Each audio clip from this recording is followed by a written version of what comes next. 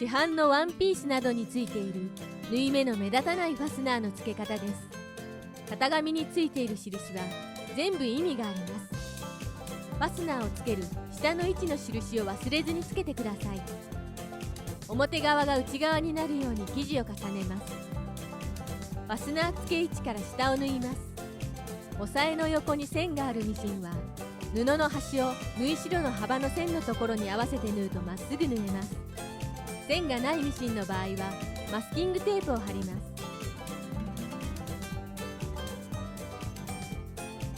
縫い始めと終わりを3針ほど1往復してほどけないようにします。見るのは針ではなく布端です。いきなりファスナーをつけると端の部分がずれやすいので、ずれ防止に出来上がりで縫っておきます。ミシン糸の色を変えておくとほどくときに分かりやすいです。後でほどくので往復する返し縫いをせずにファスナー付け部分を縫います。糸の色を元に戻すのを忘れないようにしてください。ファスナーの表側にアイロンでくっつく両面テープを貼ります。熱接着の両面テープの使い方は説明欄にリンクがあります。テープの端はファスナーの金具のところから貼ります。縫い代を左右に広げます。天然素材の場合、折り目がつきにくいときは水をかけてからアイロンをかけるとしっかり折り目がつきます。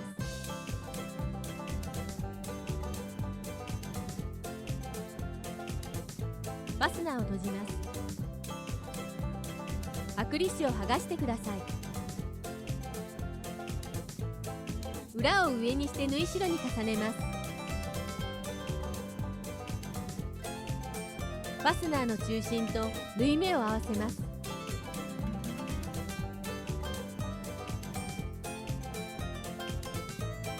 中温のアイロンで15秒押さえます。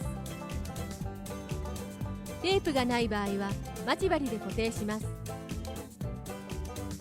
ただ待ち針を使うと端が曲がりずれやすいため、テープを使うと初心者でもきれいにつけられますよ。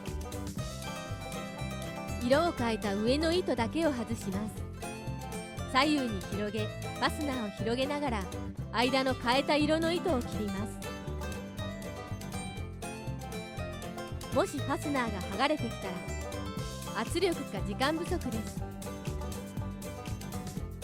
体重をかけて15秒アイロンをかけ直してください。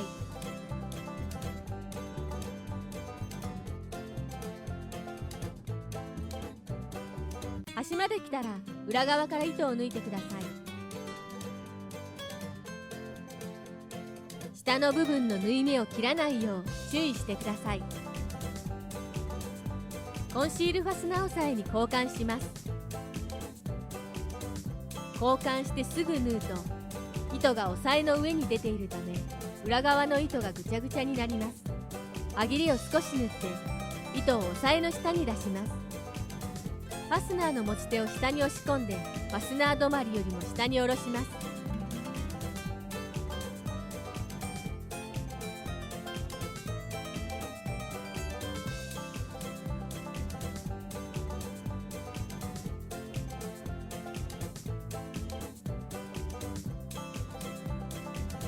縫い代を広げ平らにします。ファスナー押さえには溝があるので溝にファスナーのレールを合わせます。ファスナーの金具の少し下から縫います。金具の手前から縫うと引っかかり進まなくなる場合があります。レール部分を虫と言います。指で虫を起こしながら縫ってください。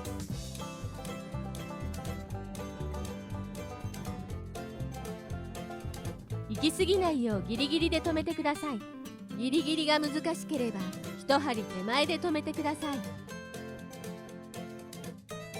隣の虫を縫うときに逆方向で縫うと生地のずれが起きやすいので必ず同じ方向から縫ってください。縫い代を広げて金具から縫います。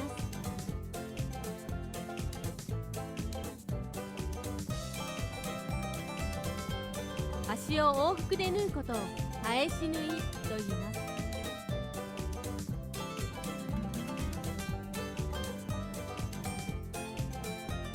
切り込みの印のところで返し縫いをしてください。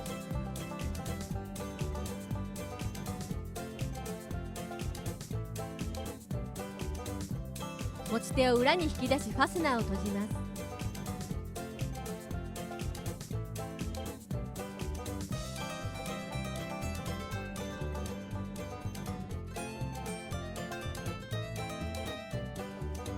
下止めの金具を印の位置に合わせます。ペンチなどの工具で動かないように締めます。金具から2センチくらいのところで切ります。これでファスナー付け終わりです。この動画の内容は覚えなくていいんです。見てもわからないというのは理解する能力がないからではなく、頭で想像するための材料、情報が足りないだけなんです。だからその情報を増やすためには、覚えるのではなく、実際に作業をしながら動画を一時停止して同じように真似をしてみてください。手を動かすのが先です。